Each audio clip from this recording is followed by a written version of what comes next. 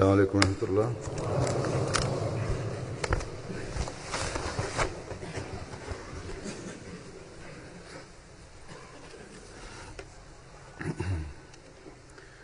أشهد أن لا إله إلا الله وحده لا شريك له وأشهد أن محمدا عبده ورسوله أما بعد فأعوذ بالله من الشيطان الرجيم بسم الله الرحمن الرحيم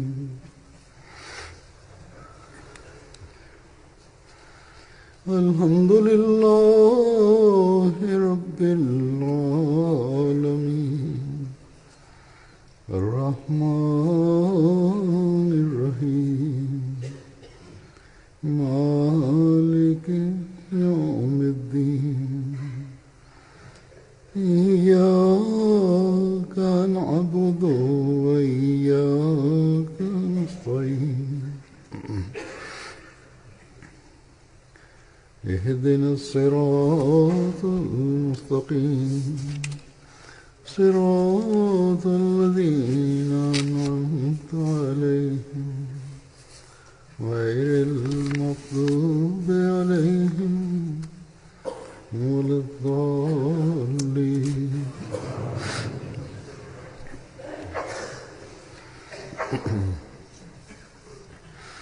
அல்லாவின் பேரருளால் அஹ்மதியா ஜமாத் இங்கிலாந்தின் ஆண்டு மாநாடு கடந்த வாரம் நல்ல முறையில் நடந்தது. ஆண்டு மாநாட்டின் 3 நாள்களிலும் நாம் அல்லாவின் அருள்களின் காட்சிகளை பார்த்தோம். சில நிலைமைகளின் காரணமாகவும் சீதோஷ்ண நிலையின் காரணமாகவும் சிறிது கவலையும் இருந்தது. ஆனால் முழுக்க முழுக்க அல்லாஹ் தனது அருளால் நிலைமைகளின் தீய தாக்கத்திலிருந்து நம்மை பாதுகாத்தான். அல்லாவின் உதவியும் அருளும் ஒவ்வொரு நொடியும் இறங்கிக் கொண்டிருந்ததை ஆண்டு மாநாட்டில் கலந்து கொண்ட ஒவ்வொருவரும் உணர்ந்தனர். எனவே இதற்காக நாம் அல்லாஹ்வுக்கு எவ்வளவு நன்றி செலுத்தினாலும் அது குறைவேயாகும். அல்லாவின் திருப்தியை பெறுவதற்காக எப்போதும் நாம் முயற்சி செய்து கொண்டிருக்கும் போதுதான் நாம் அல்லாஹ்விற்கு உண்மையான முறையில் நன்றி செலுத்த முடியும். இந்த நன்றி செலுத்துவது என்பது பணியாளர்கள் தரப்பிலிருந்தும் இருக்க வேண்டும். இதன் மூலம் எங்கு நாம் இறைவனின் திருப்தியை பெறுபவர்களாக இருப்போமோ அங்கு இந்த நன்றி செலுத்துவதன் காரணமாக தமது தகுதிகளில் சிறந்த நிலையை உருவாக்குபவர்களாகவும் நாம் இருப்போம். இவ்வாறே மாநாட்டில் கலந்து கொள்பவர்களும் நன்றி செலுத்துபவர்களாக இருக்க வேண்டும். அதன் மூலம் அவர்களும் அதிகமாக அல்லாஹ்வின் அருள்களை ஈர்ப்பவர்களாக ஆக வேண்டும். அவர்களது வாழ்வில் தூய மாற்றங்கள் உருவாகிக் கொண்டே செல்ல வேண்டும். மேலும் எவர் தொண்டு செய்வதற்காக நியமிக்கப்பட்டிருக்கின்றார்களோ பணியாளர்களுக்கு ஆண்டு மாநாட்டில் கலந்து கொண்டவர்கள் நன்றி செலுத்த வேண்டும். ஹஜ்ரத் நபிகள் நாயகம் ஸல்லல்லாஹு அலைஹி வஸல்லம் அவர்கள் எவர்கள் அல்லாஹ்வின் அடியார்களுக்கு நன்றி செலுத்தாமல் இருக்கின்றார்களோ அவர்கள் அல்லாஹ்விற்கும் நன்றி செலுத்தவில்லை என்று கூறியுள்ளார்கள். இந்த வகையில் மாநாட்டில் கலந்து கொண்டுள்ள அனைவரும் பணி செய்தவர்களுக்கும் நன்றி செலுத்த வேண்டும். இவ்வாறு பணியாளர்கள் எல்லா வகையிலும் அல்லாஹ்விற்கு நன்றி செலுத்துபவர்களாக இருக்க வேண்டும். அல்லாஹு தஆலா அவர்களுக்கு அதற்கு வாக்களிக்கப்பட்ட மஸீஹ் அலைஹிஸ்ஸலாம் அவர்களின் விருந்தினர்களுக்கு அல்லது மார்க்கத்திற்காகவும் மார்க்க அறிவை பெற வேண்டும் என்பதற்காகவும் வந்திருந்த விருந்தினர்களுக்கு தொண்டு செய்வதற்கான சந்தர்ப்பத்தை வழங்கினான். உண்மையில் ஆண்டு மாநாட்டின் நோக்கங்களில் இதுவும் ஒரு நோக்கமாக இருக்கின்றது. அதாவது பரஸ்பரம் அவர்களிடையே சகோதரத்துவம் மற்றும் நன்றி தெரிவிக்கின்ற உணர்வு உருவாக வேண்டும். அது ஈடு இணையற்றதாக இருக்க வேண்டும். அல்லாஹ்வின் அருளால் இந்த அன்பு, நேசம் மற்றும் சகோதரத்துவத்தின் உணர்வுகளை நாம் நம்மவர்களிடத்திலும் அந்நியர்களிடத்திலும் வெளிப்படுத்தும் போது இந்த உணர்வானது வருகின்ற ஒவ்வொரு விருந்தினர்களிடமும் தாக்கத்தை ஏற்படுத்துகின்றது. அறிவு சார்ந்த மற்றும் மார்க்க நிகழ்ச்சிகளை தவிர ஒவ்வொரு அஹ்மதியின் செயல் முன்மாதிரியானது வருகின்ற அந்நியர்களிடம் மிகவும் தாக்கத்தை ஏற்படுத்தக்கூடியதாக இருக்கின்றது. இதனை அவர்கள் வெளிப்படுத்தி கூறுகின்றனர். அதாவது இஸ்லாத்தின் உண்மையான போதனையின் முன்மாதிரியை ஆண்டு மாநாட்டில் எங்களால் பார்க்க முடிந்தது என்று அவர்கள் கூறியுள்ளனர். மேலும் அதனால் நாங்கள் மிகுந்த தாக்கத்திற்கு ஆளானோம் என்றும் கூறியுள்ளனர். சிறுவர்களிலிருந்து முதியவர்கள் வரை தத்தமது வட்டத்தில் வழக்கத்திற்கு மாற்றமான களப்பற்ற தூய உள்ளத்துடன் ஒவ்வொருவரும் தொண்டாற்றிக் கொண்டிருந்தனர். இவ்வாறு மாநாட்டில் கலந்து கொண்டவர்களும் எவ்வித அமைதியின்மையையும் வெளிப்படுத்தாமல் தீங்கை பரப்பாமல் ஆண்டு மாநாட்டில் கலந்து கொண்டனர். நிகழ்ச்சிகளிலிருந்து பலனடைந்து கொண்டிருந்தனர். இந்த செயலளவிலான முன்மாதிரியின் வெளிப்பாடு ஒரு உலகவாதிக்கு மிகவும் வியக்கத்தக்க விஷயமாகும். வருகை தந்த அந்நியர்களான விருந்தினர்கள் தமது தாக்கங்களை வெளிப்படுத்தியுள்ளனர். இப்போது நான் இந்த சுற்றுச்சூழலை பார்த்து தாக்கத்திற்கு ஆளாகியுள்ள இவர்களில் சிலரது கருத்துக்களை எடுத்துக் கூறுவேன். இது இஸ்லாத்தின் போதனை என்றால் பிறகு இந்த போதனை உலகில் பரவ வேண்டியது அவசியமானதாகும் என்று பகிரங்கமாக அவர்கள் தமது கருத்தை வெளிப்படுத்தி கூறியுள்ளனர். பெனினிலிருந்து முன்னாள் வெளிவிவகாரத்துறை அமைச்சரும் நாட்டின் ஜனாதிபதியின் ஆலோசகருமான மரியம் போனி ஜியோலோ சாஹிபா அவர்கள் கூறுகின்றார்கள், எனக்கு இந்த மாநாட்டின் மூலமாக அஹ்மதியா ஜமாத்தை ஆழமாக புரிந்து கொள்ளும் வாய்ப்பு கிடைத்தது. நான் மாநாட்டின் ஏற்பாடுகளை பார்த்து மிகுந்த தாக்கத்திற்கு ஆளாகியுள்ளேன். பணியாளர்களின் மாநாட்டிற்கான ஏற்பாடுகளை செய்வதன் தரம் மிகவும் உயர்ந்த நிலையில் இருந்தது. பணியாளர்களின் களப்பற்ற தன்மையை பார்த்து நான் வியப்படைந்தேன்.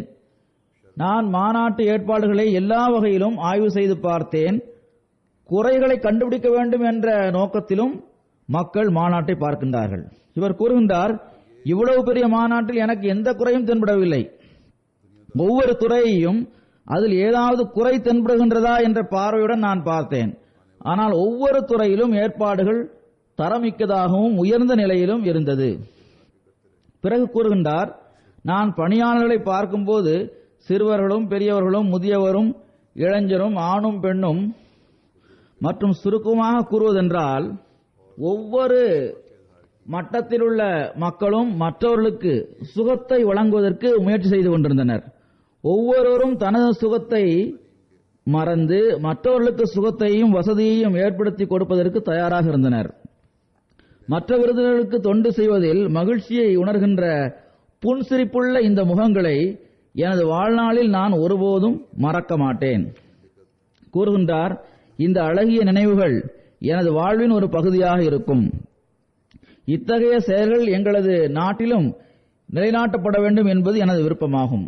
அஹ்மதியா ஜமாத் நாம் கற்றுக்கொள்கின்ற ஒரு அகாடமியாகும். இதில் ஒவ்வொரு நாட்டை சார்ந்த இளைஞரும் கல்வியை பெற முடியும். இவர் கூறுகின்றார், நான் ஆன்மீகமான முறையில் பார்த்தாலும் எல்லா பக்கமும் சகோதரத்துவத்தின் ஒரு சூழலை என்னால் பார்க்க முடிந்தது. அதன் மூலம் ஆன்மீகம் அதிகரித்தது. இது எத்தகைய ஒரு சுற்றுச்சூழலாக இருந்தது என்றால் எனது வாழ்நாளில் முதல் முறையாக நான் இதை அனுபவித்து பார்த்தேன். ஒருவேளை புதிதாக வரக்கூடிய விருந்தினர்கள் முதல் முறையாக இத்தகைய சுற்றுச்சூழலை பார்த்திருப்பர். தொடர்ந்து கூறுகின்றார், எந்த இஸ்லாத்தை அகமதிகள் எடுத்து கூறுகின்றனரோ அதுவே உலகிற்கு அமைதியை வழங்க முடியும். உலகத்தின் பிரச்சனைக்கான தீர்வும் இதில்தான் இருக்கின்றது. தொடர்ந்து கூறுகின்றார், அஹ்மதியா ஜமாத்தின் இமாம் அவர்கள் பெண்களுக்காக நிகழ்த்திய சொற்பொழிவு எனது சிந்தனையில் ஆழமான சுவடுகளை பதித்திருக்கின்றது. ஏனைய முஸ்லிம் பிரிவினர்களின் பார்வையில் பெண்களின் தகுதி ஒரு அடிமை என்பதை தவிர அதிகமாக வேறு எதுவும் இல்லை. ஆனால் அஹ்மதியா ஜமாத்தின் இமாம் அவர்கள் பெண்களுக்காக நிகழ்த்திய தமது சொற்பொழிவில் பெண்களை ஆசிரியை என்று கூறியுள்ளார்கள். அந்த பெண்ணின் கடமைகளின் கீழ் வருகின்ற தலைமுறைகளின் தர்பியத் மற்றும் கல்வியை அவர்கள் இதில் சேர்த்து விட்டார்கள். அதுவே உலகத்தின் எதிர்காலமாகும். அதாவது உலகத்தின் எதிர்காலம் பெண்களின் கைகளில் தான் இருக்கின்றது. மார்க்கத்தின் எதிர்காலமும் பெண்களின் கைகளில் தான் இருக்கின்றது. இது பெண்களுக்கு வழங்கப்பட்டிருக்கும் மிக பெரும் அந்தஸ்தாகும். இதன் மூலமே ஆரோக்கியம் உள்ள ஒரு சமுதாயத்தை நிலைநாட்ட முடியும். பிறகு குவைட்டமாலாவின் தேசிய பாராளுமன்றத்தின் உறுப்பினர் இலீனா கெல்லிஸ் தமது தாக்கங்களை வெளிப்படுத்தியவாறு இவ்வாறு கூறுகின்றார், மாநாட்டில் கலந்து கொள்வது மிகவும் வியக்கத்தக்க ஆச்சரியத்தில் ஆழ்த்துகின்ற ஒரு அனுபவமாகும். இஸ்லாம் மார்க்கம் மற்றும் அஹ்மதியா ஜமாத் தொடர்பாக எனது எண்ணங்களில் வலுவான மாற்றங்கள் உருவாகி இருக்கின்றன. ஊடகங்கள் இஸ்லாம் தொடர்பாக மிகவும் தவறான பயங்கரமான எண்ணங்களை உருவாக்கி இருக்கின்றது. அதாவது இஸ்லாம் தீவிரவாதம் மற்றும் வெறுப்பின் போதனையை வழங்குகின்றது என்று அது கூறுகிறது. எனக்கு இந்த மாநாட்டில் இஸ்லாத்தின் உண்மையான அமைதி நிறைந்த போதனைகளின் செயல் வடிவத்தை பார்ப்பதற்கான சந்தர்ப்பம் கிடைத்தது. அஹ்மதியா ஜமாத்தின் குறிக்கோளான எல்லாரிடத்திலும் அன்பு, எவரிடத்திலும் இல்லை வெறுப்பு என்ற ஒரே வழியின் மூலமாகவே உலகளாவிய அமைதி, ஒருவர் மற்றவரிடம் காட்டும் அன்பு, நீதி ஆகியவற்றை உலகில் நிலைநாட்ட முடியும். இவர் கூறுகின்றார், பணியாளர்கள் ஆயிரக்கணக்கான விருந்தினருக்கு செய்த தொண்டு வியக்கத்தக்க ஒரு காட்சியாக இருந்தது. பிறகு பெண்களுக்காக நிகழ்த்தப்பட்ட சொற்பொழிவு தொடர்பாக அதில் எவ்வாறு பெண்களின் அந்தஸ்து பற்றி கூறப்பட்டிருந்தது, மேலும் தாயின் காலடியில் சொர்க்கம் இருப்பதாக கூறப்பட்டிருந்தது என்பதை பற்றி இவர் கூறுகின்றார். தொடர்ந்து கூறுகின்றார், ஆண்களின் மாநாட்டு கூடாரத்தை விட அதிகமாக பெண்களின் மாநாட்டு திடலில் உள்ள மாநாட்டு கூடாரம் மிகவும் சுகத்தை தரக்கூடியதாகவும் வசதியாகவும் இருப்பதையும் சுதந்திரமாக இருக்கக்கூடிய அளவில் இருப்பதையும் என்னால் உணர முடிந்தது. இது இஸ்லாத்தின் அழகிய போதனையின் சிறந்த உதாரணமாகும். அதாவது இதன் மூலம் பெண்களின் கண்ணியம், அவர்களது பாதுகாப்பு, அவர்களது முழுமையான சுதந்திரம் ஆகியவற்றிற்கான உத்தரவாதம் வழங்கப்படுகின்றது. இவர் கூறுகின்றார், இப்போது நான் இஸ்லாத்தின் அமைதி நிறைந்த அழகிய போதனைகளின் எண்ணங்களை சுமந்தவாறு செல்கின்றேன். கோஸ்டோரிக்காவின் நேஷனல் யூனிவர்சிட்டியின் பேராசிரியர் ஸ்ரீ ஜியோ மாயா அவர்கள் மாநாட்டில் கலந்து கொண்டார்கள். அவர்கள் கூறுகின்றார்கள், நான் இந்த மாநாட்டின் மூலமாக இஸ்லாத்தின் புதிய பாடத்தை பார்த்தேன். பரஸ்பரம் ஒருவர் மற்றவரிடத்தில் அன்பு செலுத்துவதில் ஈடு இணையற்று விளங்குகின்ற முஸ்லீம்களின் ஒரு ஜமாத்தை நான் பார்த்தேன். அந்த ஜமாத் தனது ஈமானின் செயல் வடிவத்தை எடுத்து காட்டுகின்றது.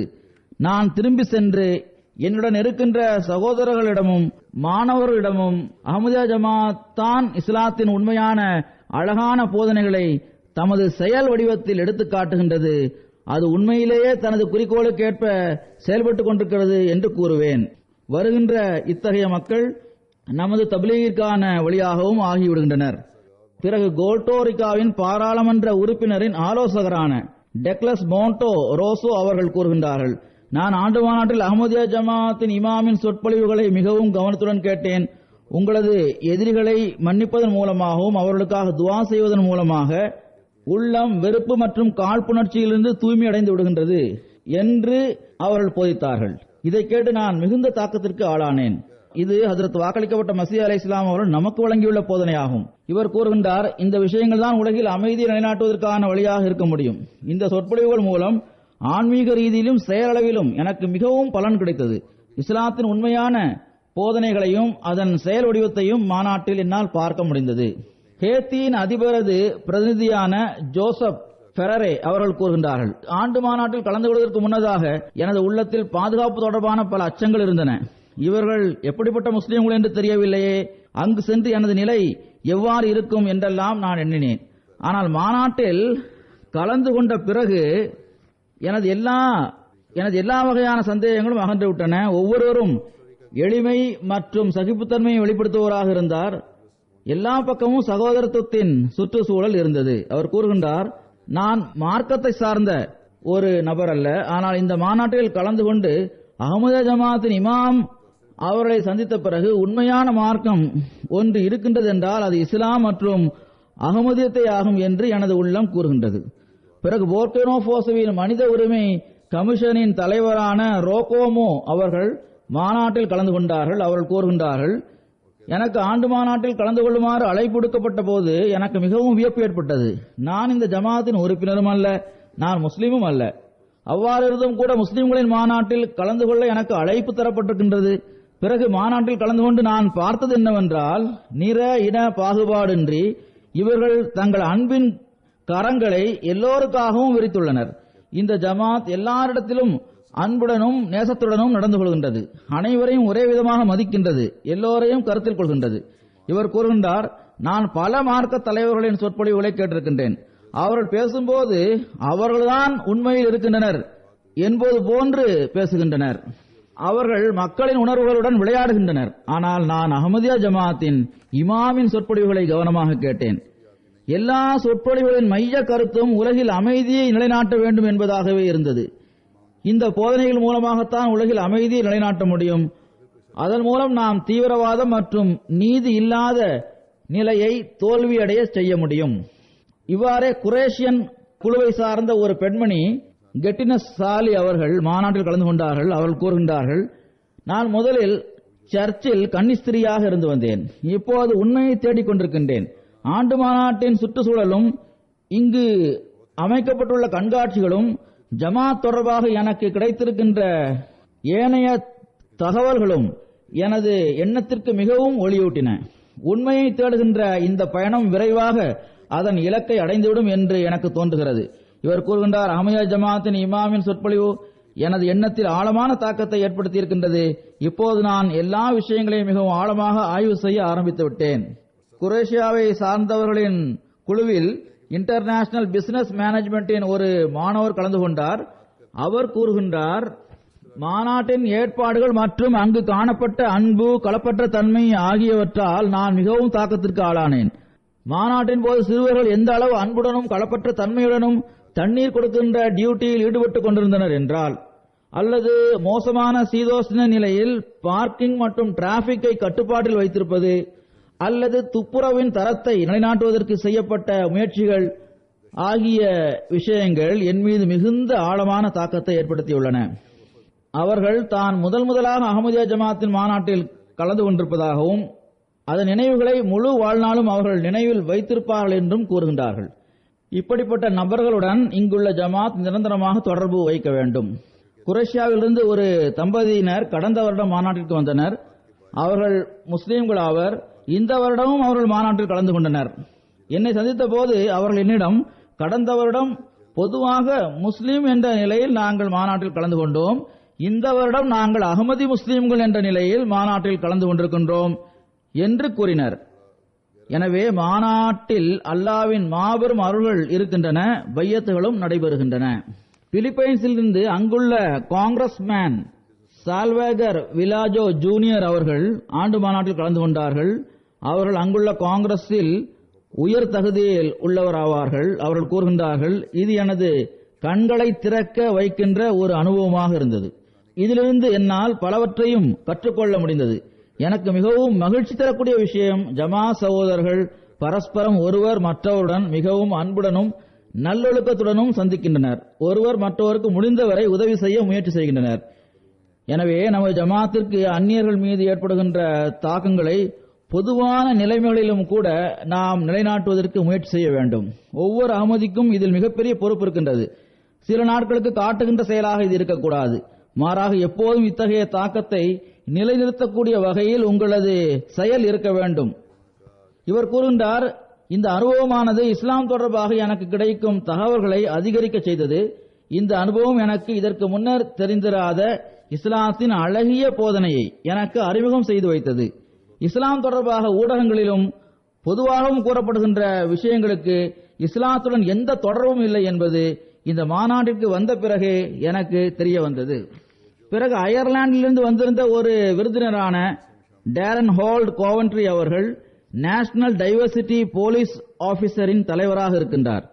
அவர் கூறுகின்றார், இது எனது முதல் ஆண்டு மாநாடாகும். மாநாட்டின் சந்தர்ப்பத்தில் எனக்கு அஹ்மதியா ஜமாத்தின் உறுதிமிக்க தொண்டுணர்வு கொண்ட நல்லியல்புள்ள சகோதரர்களை சந்திப்பதற்கான வாய்ப்பு கிடைத்தது. பணியாளர்களின் தொண்டுகளை பார்த்து மக்கள் மிகுந்த தாக்கத்திற்கு ஆளாகின்றனர். இவர் கூறுகின்றார், இந்த மக்கள் எல்லோரிடத்திலும் அன்பு, எவரிடத்திலும் இல்லை வெறுப்பு என்பதை வெறுமனே சொற்களால் மட்டும் கூறவில்லை. மாறாக இந்த பணியாளர்கள் மற்றும் மாநாட்டில் கலந்து கொள்வோர்களது சுயர் பயன்களை எதிர்பார்க்காத தன்னலமற்ற தொண்டுகளின் மூலம் இதனை அவர்கள் பகிரங்கமாக செயல்படுத்தி காட்டியுள்ளனர். இவர் கூறுகின்றார், இந்த மகத்தான சந்தர்ப்பத்தை நீங்கள் எனக்கு வழங்கியமைக்காக நான் நன்றி தெரிவிக்கின்றேன். எனக்கு இஸ்லாமிய போதனைகளை கவனமாக சிந்திப்பதற்கும் ஆண்டு மாநாட்டு நிகழ்ச்சிகளிலிருந்து பலன் பெறுவதற்கும் உள்ள சந்தர்ப்பம் கிடைத்திருக்கின்றது. அஹ்மதியா ஜமாத்தின் இமாமின் சொற்பொழிவுக்கு முன்னதாக பாடப்பட்ட கவிதையின் அழகிய தாக்கம் அதிகமாக என் மீது ஏற்பட்டது. பிறகு ஹாலாந்திலிருந்து ஒரு விருந்தினர் மிஸ்டர் அட்வன் ஒண்டம் அவர்கள் கூறுகின்றார்கள், ஆண்டு மாநாட்டின் சுற்றுச்சூழல் மிகவும் நட்பு ரீதியான சூழலாக இருந்தது. இந்த சிறந்த நிகழ்ச்சியின் மூலமாக நான் பலவற்றையும் கற்றுக்கொண்டேன். நான் மக்களுடன் நினைவில் நிற்கின்ற சந்திப்புகளை நிகழ்த்தியுள்ளேன். நல்ல சூழலில் நேர்மறையான விஷயங்களை கொண்ட ஒரு தூது செய்தியின் நறுமணம் இருந்தது. இளைஞர்கள் திரளாக வந்து மாநாட்டில் கலந்து கொண்டது மற்றும் அவர்களது தன்னலமற்ற தொண்டுகள் குறிப்பாக என்னை மிகுந்த தாக்கத்திற்கு ஆளாக்கியது. இளைஞர்கள் பணி செய்வதை பார்த்து எனக்கு ஒரு புதிய நம்பிக்கை உருவானது. நான் எண்ணற்ற முஸ்லிம்கள் மற்றும் முஸ்லிம் அல்லாதவர்களின் நிகழ்ச்சிகளில் கலந்து கொண்டிருக்கின்றேன். ஆனால் இளைஞர்கள் இந்த அளவு திரளாக வந்து கலந்து கொண்டிருக்கின்றனர் என்பது எனது முதல் அனுபவமாகும். பிறகு யூகேயின் குயின்ஸ் கவுன்சிலின் ஒரு senior barrister mister David Martin அவர்கள் கூறுகின்றார்கள், நான் கூற விரும்புவதை கூறுவதற்கு என்னிடம் வார்த்தைகள் இல்லை. இது எனது உள்ளத்தின் குரலாகும். நான் இதுவரை இப்படிப்பட்ட ஒரு நிகழ்ச்சியில் கலந்து கொள்ளவில்லை. எவ்வளவு சிறந்த மக்களாக அவர்கள் இருக்கின்றனர். அந்த ஜமாத்தும் எவ்வளவு அழகான ஜமாத்தாக இருக்கின்றது. நான் எனது தாயார் தரப்பிலிருந்து பூர்வீகமாக ஒரு யூதனாக இருக்கின்றேன். ஆனால் நான் சர்ச் ஆஃப் இங்கிலாந்திற்கும் சென்றுள்ளேன். முழுமையான உறுதியுடன் என்னால் கூற முடியும், அதாவது இந்த ஆண்டு மாநாடு போன்ற ஒரு காட்சியை நான் ஒருபோதும் கண்டதில்லை. கூறுகின்றார்கள், நீங்கள் இஸ்லாத்தின் எத்தகைய அழகிய தோற்றமாக திகழ்கின்றீர்கள். பிபிசி தரப்பிலிருந்தும் இந்த ஜமாத்திற்கு மாநாடு பற்றி ஒரு டாக்குமெண்ட்ரி ஏன் தயார் செய்யப்படவில்லை என்று எனக்கு வியப்பாக இருக்கின்றது என்று கூறுகின்றார். பிபிசியில் உள்ளவர்கள் இப்போது இதை தயார் செய்ய முயற்சி செய்கின்றனர் என்று நாம் கேள்விப்படுகின்றோம். இவர்கள் கூறுகின்றார்கள், இதன் மூலமாக அஹ்மதியா ஜமாத்தின் கருத்துக்கள், கொள்கைகள் மற்றும் அகமதிகளின் வாழ்க்கை முறை பற்றி நாம் மக்களுக்கு தெரிவிக்க முடியும். செரோலியோனிலிருந்து ஒரு விருந்தினரான அப்துல் காக்கோ சாஹிப் அவர்கள் கூறுகின்றார்கள், நான் ஆண்டு மாநாட்டின் ஏற்பாடுகளை பார்த்து மிகவும் தாக்கத்திற்கு ஆளானேன். நான் இங்கு வராமல் இருந்து யாராவது என்னிடம் இவ்வாறு 37,000க்கும் அதிகமாக மக்கள் 3 நாட்கள் ஒரே இடத்தில் ஒன்று கூடியுள்ளனர், அங்கு எவ்விதமான ஒழுங்கீனமும் ஏற்படவில்லை என்று கூறியிருந்தால் நான் ஒருவேளை அதை நம்பாமல் இருந்திருப்பேன். ஆனால் இவற்றையெல்லாம் சுயமே நான் எனது கண்களால் கண்டு மிகவும் வியப்படைந்தேன். எவரும் புகார் கூறியதை நான் பார்க்கவில்லை. எல்லா மக்களும் மிகவும் தாழ்மையுடனும் பணியுடனும் தொண்டாற்றிக் கொண்டிருந்தார்கள். அந்நியர்கள் நமது பணியாளர்களையும் தன்னார்வ தொண்டர்களையும் பார்த்து மிகவும் தாக்கத்திற்கு ஆளாகி இருக்கின்றனர். இவ்வாறு ஒவ்வொரு பணியாளரும் அமைதியான ஒரு தப்லீகை செய்து கொண்டிருக்கின்றார். சிறுவர், முதியவர், ஆண், பெண், இளைஞர் என்று அனைவருமே இவ்வாறு அமைதியான தப்லீகை செய்து வருகின்றனர். இது அந்நியர்களின் சில தாக்கங்களாகும். சில முஸ்லீம்களும் மாநாட்டில் கலந்து கொண்டனர். அரசாங்கத்தின் தலைவர்கள், அரசின் பிரதிநிதிகளாக கலந்து கொண்டனர். அவர்களில் சிலரது தாக்கங்களை இப்போது நான் எடுத்துக் கூறுகின்றேன். அல்ஹாஜ் முகமது உஸ்லிம் வா சாஹிப் அவர்கள் கினிகனாகுரியின் நேஷனல் அசம்பிளியின் வைஸ் பிரசிடென்ட் ஆவார்கள். இவர் டெபுட்டி ஸ்பீக்கரும் ஆவார். இவர் கூறுகின்றார், மாநாட்டின் ஏற்பாடுகளையும் டிசிப்ளினையும் பார்த்து நாங்கள் மிகுந்த தாக்கத்திற்கு ஆளாகி இருக்கின்றோம். நாங்கள் தேடி பார்த்த பிறகும் கூட எந்த ஒரு துறையிலும் எந்த ஒரு குறையையும் பார்க்க முடியவில்லை. மிகப்பெரிய அளவில் ஏற்பாடுகளும் அதிகமாக எண்ணிக்கையில் மாநாட்டில் கலந்து கொள்வதற்காக மக்கள் வந்திருந்தும் கூட எந்த ஒரு ஒழுங்கீனமும் ஏற்படவில்லை. எவ்வித சண்டை சச்சரவுகளும் இருக்கவில்லை. எனக்கு ஹஜ் செய்வதற்கான வாய்ப்பும் கிடைத்தது. பல்வேறு இஸ்லாமிய நாடுகளில் மார்க்க நிகழ்ச்சிகளிலும் நான் கலந்து கொண்டிருக்கின்றேன். ஆனால் இவ்வளவு சிறந்த, புகழ்வதற்கு தகுதியுள்ள ஏற்பாடுகளை வேறு எங்கும் நான் கண்டதில்லை. இதுவே இஸ்லாத்தின் உண்மையான ஆன்மாவாகும். அதை இங்கு பார்ப்பதற்கான வாய்ப்பு நமக்கு கிடைத்திருக்கின்றது. இவர் கூறுகின்றார், சின்னஞ்சிறு சிறுவர்களின் தர்பியத்தும் கூட வழக்கத்திற்கு மாற்றமாக சிறப்பாக இருக்கின்றது. ஏதாவது பொருளின் தேவை உங்களுக்கு இருக்கின்றதா என்று சிறுவர்கள் கேட்கின்றனர். நாம் விரும்புவதை அவர்கள் நமக்கு தருகின்றனர். புன்சுரிப்புள்ள முகங்களுடன் அவர்கள் நம்மை சந்திக்கின்றனர். ஒரு முறை மட்டுமல்ல, மாறாக பல முறை இவ்வாறு அவர்கள் நம்மிடம் கேட்கின்றனர். இங்கு பல்வேறு நாடுகளிலிருந்து மக்கள் வந்திருக்கின்றனர். அவர்களில் ஒருவர் மற்றவருடன் உடன் பிறந்த சகோதரர்கள் போன்றும் அவர்களில் ஒருவர் மற்றவரது உறவினர் போன்றும் சந்திக்கின்றனர். இம்மக்கள் தமது பணியில் எல்லோரை விடவும் முன்னே இருக்கின்றனர். சுயமே அவர்கள்தான் சரியான வழியில் இருக்கின்றனர். உங்களுக்கு பின்னால் இறைவனின் கை இருக்கின்றது என்று நான் உறுதியாக நம்புகின்றேன். இவ்வாறெல்லாம் கூறிய பிறகும் கூட சிலர் ஜமாத்தில் இணைவதில்லை. சில உலக காரணங்கள் அவர்களுக்கு தடையாக இருக்கின்றது. இவர்கள் கூறுகின்றார்கள், நாங்கள் எங்களது நாட்டிற்கு திரும்பி சென்று அரசாங்கத்திற்கு இதன் பக்கம் கண்டிப்பாக கவனமூட்டுவோம் இன்ஷா அல்லாஹ். அதாவது அது ஒவ்வொரு விவகாரத்திலும் அஹ்மதியா ஜமாத்திற்கு உதவி செய்ய வேண்டும். அதன் மூலம் உங்களது ஜமாத் எங்கள் நாட்டிலும் சரியான இஸ்லாமிய போதனைகளின் பக்கம் எங்களுக்கு வழிகாட்ட இயலும். பிறகு கினி கனாக்கிரியை சார்ந்த நேஷனல் போலீஸ் டைரக்டரான ஹசன் கிட்டா அவர்கள் கூறுகின்றார்கள், எனது துறை போலீசுடன் தொடர்புடைய ஒரு துறையாகும். எனவே நான் பாதுகாப்பு தொடர்பாக குறிப்பாக ஆய்வு செய்தேன். பாதுகாப்பிற்கான வலுவான ஏற்பாடு செய்யப்பட்டிருந்தது. அதில் எனக்கு எந்த குறையும் தென்படவில்லை. அவர் கூறுகின்றார், இப்போது அஹ்மதியா ஜமாத்தின் இமாம் அவர்களின் சொற்பொழிவை கேட்ட பிறகு சுயமாக நான் முஸ்லிமாக இருப்பதில் பெருமையை உணர ஆரம்பித்தேன். பிறகு செரலியோனின் ஒரு பாராளுமன்ற உறுப்பினரான அலி கலாக்கோ அவர்கள் இவ்வாறு கூறுகின்றார்கள், அகமதியத்தை இஸ்லாத்தின் உண்மையான படமாக இருக்கின்றது.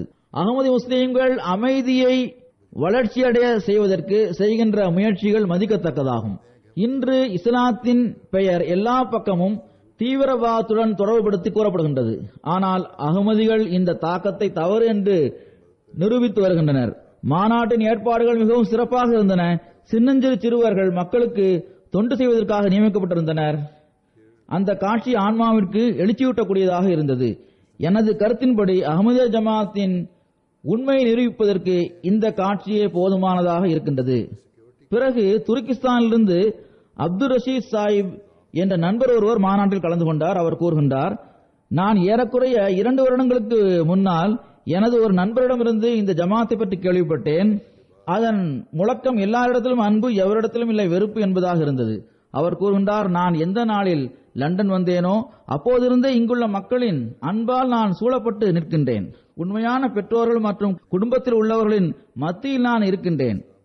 எனது உள்ளத்தில் மிகவும் தாக்கத்தை ஏற்படுத்திய விஷயங்களில் இதுவும் ஒன்றாகும். அதாவது எந்த நாளில் நாங்கள் துருக்கியிலிருந்து லண்டன் வந்தடைந்தோமோ அந்த நாளில் விமான நிலையத்திலிருந்து நாங்கள் ஹோட்டலுக்கு கொண்டு செல்லப்பட்டோம். நாங்கள் அங்கு சென்று சேர்ந்ததும் டியூட்டியில் இருந்த அகமது இளைஞர்கள் சலாம் கூறிய பிறகு உடனடியாக அவர்கள் எங்களிடம், நீங்கள் பயணம் செய்து இங்கு வந்திருக்கின்றீர்கள், நீங்கள் பசியுடன் இருப்பீர்கள், எனவே நீங்கள் உணவு உண்ணுங்கள், பிறகு ஓய்வெடுங்கள் என்று கூறினர். இந்த விஷயத்தை கேட்டு எனக்கு ஹஜ்ரத் ரசூலே கரீம் ஸல்லல்லாஹு அலைஹி வஸல்லம் அவர்கள் கூறிய அந்த ஹதீஸ் நினைவில் வந்துவிட்டது. அன்னார் ஒருமுறை ஒரு சபையில் விருந்தினர் வந்த சமயத்தில் தமது தோழர் ஒருவரை பார்த்து, பெருமானார் ஸல்லல்லாஹு அலைஹி வஸல்லம் அவர்கள், இவரை யார் உங்களது வீட்டிற்கு அழைத்து செல்வார் என்று கேட்டார்கள். பிறகு விருந்தோம்பல் தொடர்பான நீளமான ஒரு நபிமொழியை அவர் கூறினார். அவர் கூறுகின்றார், மாநாட்டில் கலந்து கொண்டதன் மூலம் எனக்கு இந்த விஷயம் புரிந்துவிட்டது. அதாவது நான் எனது முழு வாழ்வையும் அல்லாஹ்வை தேடிய நிலையில் கழித்து விட்டேன். ஆனால் அல்லாஹ்வை இங்கு வந்த பிறகுதான் நான் பெற்றுக்கொண்டேன். அல்லாஹ்வின் அருளால் எனக்கு உலகளாவிய பையத்தின் மகத்தான நிகழ்ச்சியில் கலந்து கொண்டு பையத் செய்வதற்கான நல்வாய்ப்பு கிடைத்திருக்கின்றது. இங்கு வந்த பிறகு அவர் பையத்தும் செய்துவிட்டார். இவர் மிகவும் உணர்ச்சி வசப்பட்டு என்னிடம் பேசிக் கொண்டிருந்தார். இவர் கூறுகின்றார், நான் பையத் செய்த போது எனது கண்களிலிருந்து கண்ணீர் ஒளிந்தோடியது. எனது தந்தையின் மரணத்தின் போது கூட எனக்கு இவ்வாறு கண்ணீர் வரவில்லை. வெளிப்படையாக பார்க்கும்போது எவ்வித காரணமின்றி இந்த கண்ணீர் வருவது போன்று தோன்றலாம். பிறகுதான் எனக்கு புரிய வந்தது என்னவென்றால், பூமியில் இப்போது எத்தகைய ஒரு நம்பிக்கை உருவாகிவிட்டது என்றால், மேலும் லட்சக்கணக்கான மக்களின் எத்தகைய ஒரு ஜமாத் உருவாகிவிட்டது என்றால் அது சுயமே ஈடு இணையற்றதாக திகழ்கின்றது. இந்த ஜமாத் தனது செயலால் ஒவ்வொரு துன்பத்தையும் ஆபத்தையும் உலகிலிருந்து அகற்றுவதற்காக எல்லாவிதமான தியாகங்களையும் செய்ய தயாராக இருக்கின்றது. பிற புதிதாக பையத் செய்தவர்களில் சிலர் அன்பு, நேசம், சகோதரத்துவம் ஆகிய காட்சிகளை பார்க்கும்போது இவர்களது ஈமான் மேலும் அதிகரிக்கின்றது. ஜமேக்காவிலிருந்து மாநாட்டில் கலந்து கொண்ட புதிதாக பையத் செய்த ஒரு பெண் வின்சென்ட் வில்லியம் சாஹிபா அவர்கள் கூறுகின்றார்கள், ஆண்டு மாநாட்டில் கலிஃபத்துல் மஸீஹ் அவர்களின் சொற்பொழிவுகளும் குறிப்பாக உலகளாவிய பையத்தும் உணர்வுபூர்வமான ஒரு அனுபவமாக இருந்தது. இங்கு பல பணியாளர்களும் தன்னார்வ தொண்டர்களாக தொண்டு செய்கின்றனர் என்பது எனக்கு தெரிய வந்தது. இந்த பணியாளர்களின் தர்பியத்திற்காக ஜமாத்திற்கு பல துன்பங்களை எதிர்கொள்ள வேண்டியது வரும். ஆனால் தன்னலம் பார்க்காமல் இந்த பணியாளர்கள் தொண்டு செய்வதை நான் பார்த்ததும் இது இறைவனின் ஒரு ஜமாத் ஆகும். காலத்தின் கலிஃபாவிற்கு நேரடியாக அல்லாஹ்விடமிருந்து உதவியும் ஆதரவும் கிடைக்கின்றது என்ற எண்ணம் ஏற்பட்டது. இவர் கூறுகின்றார், குறிப்பாக கார் பார்க்கிங் செய்யும் இடத்தில் தொண்டு செய்து வந்த குத்தாம்கள் மோசமான சீதோசன நிலை இருந்தும் கூட தங்களது கடமைகளை உள்ளத்திலுள்ள ஆர்வத்துடன் நிறைவேற்றி வந்ததை பார்த்து நான் வியப்பில் ஆழ்ந்து விட்டேன். இந்த எல்லா காட்சிகளையும் எனது முழு வாழ்நாளிலும் முதல் முறையாக நான் பார்த்தேன். ஐவரி கோஸ்டிலிருந்து அங்குள்ள நகரத்தின் மேயர் ஒருவர் வந்திருந்தார். அவர் கூறுகின்றார், நான் இஸ்லாம் அகமதியத்தை ஏற்றுக்கொண்டதும் மக்களிடமிருந்து அதிகமாக எதிர்மறையான விஷயங்களையே கேள்விப்பட்டேன். எனக்கு இஸ்லாம் தொடர்பாக அதிகமாக எந்த அறிவும் இருக்கவில்லை. எனவே நான் மிகவும் கவலைப்பட்டேன். அகமதிகள் முஸ்லிம்களா இல்லையா என்று நான் எப்படி முடிவெடுக்க முடியும் என்று மிகவும் கவலைப்பட்டேன். நான் ஜமாத்தில் இணைந்து பாவம் செய்துவிடவில்லையே என்ற எண்ணம் ஏற்பட்டது. நான் ஜமாத்தை தொடர்பு கொண்ட போது அவர்கள் எனக்கு ஆண்டு மாநாட்டில் கலந்து கொள்வதற்கு அழைப்பு விடுத்தனர். அங்கு சென்று ஜமாத்தை அருகிலிருந்து பார்க்க முடியும் என்று நான் கருதினேன். இங்கு வந்த பிறகு நான் இஸ்லாத்தின் அசல் படத்தை பார்த்தேன். கலிஃபத்துல் மஸீஹ் அவர்களது ஒவ்வொரு சொற்பொழிவும் அல்லாஹ் மற்றும் அவனது தூதரின் பெயரால் ஆரம்பமாகின்றது.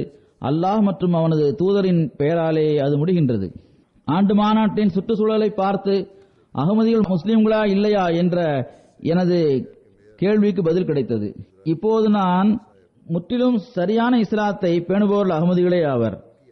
அகமதிகளே உண்மை முஸ்லிம்கள் ஆவர். அகமதிகளின் எல்லா பணிகளும் திருக்குர்ஆன் மற்றும் ஹஜ்ரத் முஹம்மது முஸ்தபா ஸல்லல்லாஹு அலைஹி வஸல்லம் அவர்களின் கட்டளை கேட்பவே இருக்கின்றன என்பதில் எனக்கு முற்றிலும் திருப்தி ஏற்பட்டது.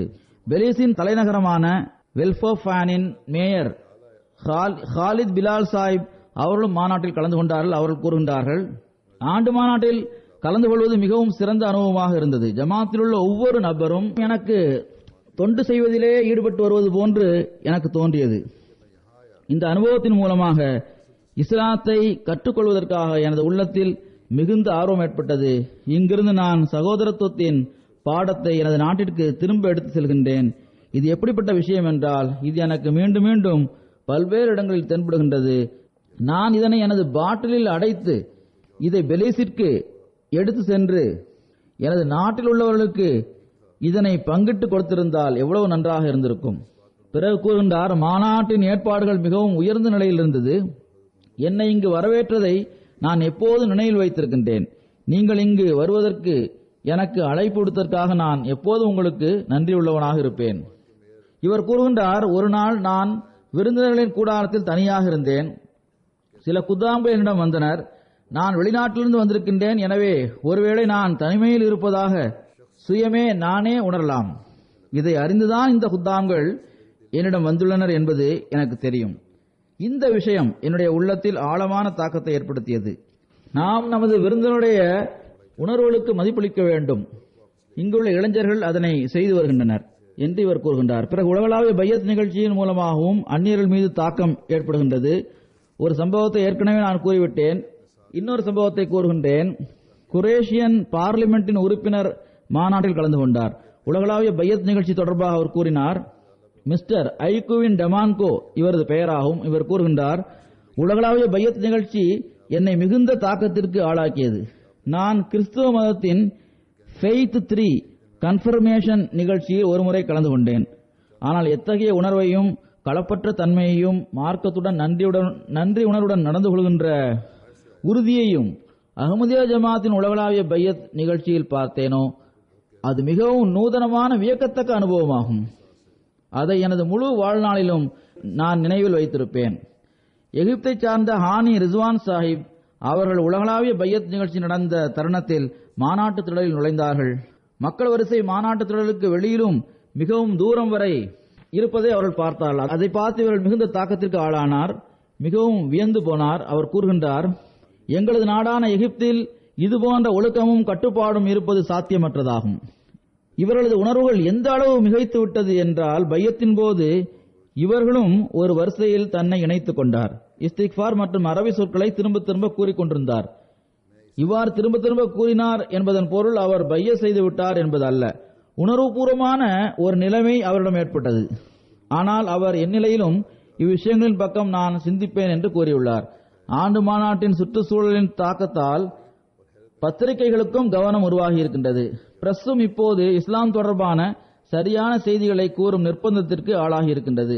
பிரான்சிசி பத்திரிகையான லிபரேஷன் உடைய பத்திரிகை நிருபரான சோனியா டெலிஸ் சால்க் என்ற பெண் தனது தாக்கத்தை வெளிப்படுத்தியவாறு கூறுகின்றார். இங்கு நான் வந்ததும் முதலில் எனக்கு கவலை ஏற்பட்டது. இங்கு ஆண்களையும் பெண்களையும் தனித்தனியாக வைத்திருப்பதை பார்த்து எனக்கு கவலை ஏற்பட்டது. பிறகு நான் மாநாட்டு திடலை பார்க்க சென்றபோது அங்கு பெண்களுக்கு பகரமாக ஆண்கள் உணவை சமைத்துக் கொண்டிருந்தனர். பெண்கள் பகுதியில் சென்றபோது பெண்களுக்கு தனி ஏற்பாடு செய்யப்பட்டதன் காரணமாக பெண்கள் அதிகமாக சுதந்திரமாக இருந்தது எனக்கு தெரிய வந்தது. எல்லாரையும் விட அதிகமாக பெண்களுக்கு சுயமே செயல்படுவதற்கான உரிமை இருந்தது. அவர்கள் எல்லா பணிகளையும் தமது விருப்பத்திற்கு ஏற்ப செய்து கொண்டிருந்தனர். இங்கு வசிக்கின்ற சில சிறுமிகள் படிப்பு என்ற பெயரில் சுதந்திரம் என்ற பெயரில் தம்மீது அநீதி இழைக்கப்படுவதாக கருதுகின்றனர். அவர்கள் அந்நியர்களுக்கு கூட நமது சுற்றுச்சூழல்தான் பிடித்திருக்கின்றது என்பதை பற்றி சிந்திக்க வேண்டும். பிறகு பொலிவியாவின் நேஷனல் நியூஸ் சேனலின் ஒரு ஜெர்னலிஸ்ட் தமது தாக்கங்களை எடுத்துக் கூறியவாறு இவ்வாறு கூறினார். மேற்கத்திய நாடுகளின் பார்வையில் இஸ்லாம் பெண்களை பின்னால் வைப்பதாகவும் அவர்களுக்கு எந்த தகுதியும் இல்லை என்று கருதுவதாகவும் கூறப்படுகின்றது. ஆனால் நான் இங்கு பார்த்தேன், அஹ்மதியா ஜமாத்தின் இமாம் அவர்கள் பெரும் வெற்றிகளை பெற்ற பெண்களுக்கு பரிசுகளை வழங்குகின்றார்கள். ஒவ்வொரு பெண்ணும் தனிப்பட்ட முறையில் அவருக்கு இருக்கும் தகுதியின் அடிப்படையில் அழைக்கப்படுகின்றார். அப்போது எனது உள்ளத்தில் நான் திரும்ப சென்று எனது பத்திரிகையில் அது பற்றி கண்டிப்பாக எழுத வேண்டும் என்ற ஆசை தீவிரமாக எனது உள்ளத்தில் ஏற்பட்டது. உலகிலுள்ள எந்த தலைவராவது பெண்களை மட்டுமே நோக்கி எப்போதாவது சொற்பொழிவு நிகழ்த்தி இருக்கின்றாரா? ஒருபோதும் இல்லை. பிறகு பத்திரிகை நிருபரான ஒரு பெண்மணி உலகளாவிய பையத் நிகழ்ச்சியின் போது பையத்தின் சொற்களை உடனுக்குடன் திரும்ப கூற ஆரம்பித்தார். அவரிடம் அது பற்றி கேட்டபோது அந்த சமயத்தில் என்ன நடந்தது என்று எனக்கு எதுவும் தெரியாது. ஆனால் எனது வாழ்நாளில் இதுபோன்ற உணர்வுகள் இதற்கு முன்னால் ஒருபோதும் வந்ததில்லை. நான் என்னை அறியாமலேயே இந்த சொற்களை திரும்ப திரும்ப கூறிக்கொண்டிருந்தேன். முதலில் நான் இதுபோன்ற நிகழ்ச்சிகளில் உணர்வுகளை பொங்கி எழச் செய்வதற்கு இசை இருப்பது அவசியமாகும் என்று கருதினேன். அது இல்லாமல் உணர்வுகள் பொங்கி எழ முடியாது என்று நான் கருதி வந்தேன். ஆனால் உலகளாவிய பையத் நிகழ்ச்சியின் போது அகமதிகளின் உள்ளத்திலிருந்து நேரடியாக இந்த உணர்வுகள் வெளிப்பட்டது எனக்கு தெரிய வந்தது. எவ்வகையிலுள்ள இசைக்கான தேவையும் அங்கு இருக்கவில்லை. பொலிவியாவிலிருந்து ஒரு பத்திரிகை நிருபரான சர் கார்லோஸ் ஜமி ரியாஸ் சாஹிப் அவர்கள் கூறுகின்றார்கள், அஹ்மதியா ஜமாத் தொடர்பாக எந்த விஷயம் என்னை எல்லாவற்றையும் விட தாக்கத்திற்கு ஆளாக்கியது என்றால் அது அஹ்மதியா ஜமாத் உலகில் அமைதி நிலைநாட்டுவதற்காக வெளிப்படுத்துகின்ற உணர்வுகளும் அதற்காக அது செய்யும் முயற்சிகளும் ஆகும். இது எப்படிப்பட்ட ஒரு தூது செய்தி என்றால் இன்றைய காலகட்டத்தில் இது மிகவும் அவசியமானதாகும். இவ்வாறு அஹ்மதியா ஜமாத்தின் பல்வேறு சமுதாயங்கள் மற்றும் பல்வேறு நாகரிகங்களை சார்ந்திருக்கின்ற நபர்களுக்கு இஸ்லாம் மார்க்கத்தின் உண்மையான அடித்தளங்களின் பக்கம் மக்களை ஒன்று சேர்க்க வேண்டும் என்ற விருப்பம் போற்றத்தக்கதாகும். பிறகு இவர் கூறுகின்றார், இந்த விஷயமும் குறிப்பாக எனது வியப்பிற்கு காரணமாக இருந்தது. இவ்வளவு விரிவான ஏற்பாடுகள் தன்னார்வ தொண்டர்களின் உதவியால் செய்யப்படுகின்றது. இதிலிருந்து ஒரு பணி எவ்வளவுதான் கடினமானதாக இருந்தாலும் அதனை ஈமான், களப்பற்ற தன்மை மற்றும் எந்த சுயநோக்கம் இல்லாத அன்பு ஆகியவற்றின் மூலம் பெற முடியும் என்பது எனக்கு தெரிய வந்தது. பிறகு கூறுகின்றார், அஹ்மதியா ஜமாத்தின் இமாம் ஆண்கள் பெண்களின் உரிமைகள் மற்றும் கடமைகள் பற்றி சொற்பொழிவு நிகழ்த்தினார்கள். இதன் மூலம் எனது பல சந்தேகங்கள் அகன்றுவிட்டன. இந்த சொற்பொழிவின் மூலம் ஆண்கள் பெண்கள் தொடர்பான இஸ்லாமிய போதனைகளின் ஞானங்கள் மேலும் எனக்கு அதிகமாக தெரிய வந்தன. அகமதி பெண்கள் பெற்ற மகத்தான வெற்றிகள் மகிழ்ச்சி ஏற்படுத்தும் ஒரு விஷயமாகும். இதிலிருந்து ஆணும் பெண்ணும் உலக அமைதிக்காக முயற்சி செய்வது அவ்விருவர் மீதும் கட்டாயமானதாக இருக்கின்றது என்பது தெரிய வருகிறது. முதலில் குடும்ப அளவிலும், பிறகு சமூக அளவிலும், பிறகு நாடு அளவிலும், பிறகு முழு உலக அளவிலும் அவர்கள் இதற்காக முயற்சி செய்ய வேண்டும். தொடர்ந்து கூறுகின்றார், உங்களது இறுதி உரை எவ்வாறு அஹ்மதியா ஜமாத்திற்கு அவசியமானதாக இருக்கின்றதோ அவ்வாறே உலகிற்கும் மற்ற சமுதாயங்களுக்கும் அது மிகவும் அவசியமானதாகும். இந்நிலையிலும் ஆண்டு மாநாட்டின் சுற்றுச்சூழலிலும் டியூட்டி கொடுப்பவர்களிடமும் ஒரு தாக்கம் இருக்கின்றது. அது நீதியை விரும்புகின்ற ஒவ்வொருவரையும் தாக்கத்திற்கு ஆளாக்குகின்றது. அல்லாஹ் டியூட்டி கொடுத்த அனைவருக்கும் அதற்கான நட்கூலியை வழங்குவானாக. இஸ்லாத்தின் இந்த அமைதியான தப்லீகின் ஒரு பகுதியாக இருக்கின்ற மாநாட்டில் கலந்து கொண்டவர்களுக்கும் இதற்கான நட்கூலியை அல்லாஹ் வழங்குவானாக. நாம் குறிப்பாக பணியில் ஈடுபட்டிருந்த ஆயிரக்கணக்கான ஆண்களையும் பெண்களையும் சிறுவர்களையும் சிறுமிகளையும் நமது துஆக்களில் நினைவு கூற வேண்டும். இந்த முறை மழையின் காரணமாக ஏற்பாடுகளில் சில குறை இருந்தது. ஏதாவது ஒரு குறை ஏற்பட்டு விடுகின்றது. அவ்வாறிருந்தும் கூட பணியில் இருந்தவர்கள் மிகவும் நுட்பமாக செயல்பட்டு மிகவும் உழைத்தவாறு இந்த குறையை அதிகமாக நம்மை உணர வைக்கவில்லை.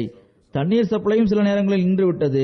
பொதுவாக ஏற்பாடுகள் சிறப்பாக இருந்தது. மாநாட்டில் கலந்து கொண்ட பெரும்பாலார் மாநாட்டின் தாக்கங்கள் பற்றிய எழுதியவை அனைத்தும் நல்ல விதமாகவே இருந்தன. சிலர் எதிர்மறையான தாக்கங்களை பற்றியும் எழுதியுள்ளனர். ஆனால் இவ்வளவு பெரிய தற்காலிக ஏற்பாட்டில் ஒரு சில குறைகள் இருக்கத்தான் செய்யும். ஆனால் பணி செய்த எல்லா தன்னார்வ தொண்டர்களும், இளைஞர்களும், பெண்களும், சிறுவர்களும், சிறுமிகளும் எந்நிலையிலும் நாம் நன்றி செலுத்துவதற்கு தகுதியுள்ளவர்களாக இருக்கின்றனர். சில மக்களிடமிருந்து புகார்கள் வந்திருந்தன அல்லது கவனம் செலுத்த வேண்டிய விஷயங்களை பற்றி அவர்கள் கூறியிருந்தனர் என்றால் அவற்றை நான் உங்களுக்கு அனுப்புகின்றேன்.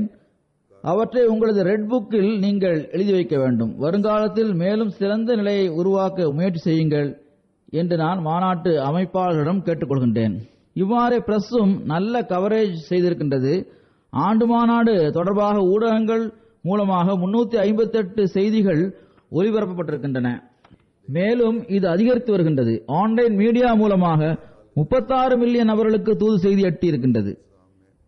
டிவி மற்றும் வானொலியில் ஒலிபரப்பப்பட்ட செய்திகள் மூலம் 31 மில்லியனுக்கும் அதிகமான மக்களுக்கும், பிரிண்ட் மீடியா மூலமாக 2 மில்லியன் மக்கள் வரை தூது செய்தி எட்டியிருக்கின்றது.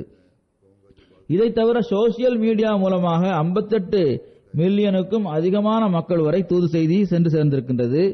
எம்டிஏவின் லைவ் ஸ்ட்ரீமிங்கின் மூலம் இறுதி நாளில் நான் நிகழ்த்திய சொற்பொழிவை 2.5 லட்சம் மக்கள் கேட்டுள்ளனர். இவ்வாறு மிகவும் எச்சரிக்கையுடன் நாம் மேற்கொண்ட கணிப்பிற்கு ஏற்ப இந்த எல்லா வழிகளின் மூலமாகவும் 128 மில்லியன் மக்கள் வரை தூது செய்தி எட்டியுள்ளது.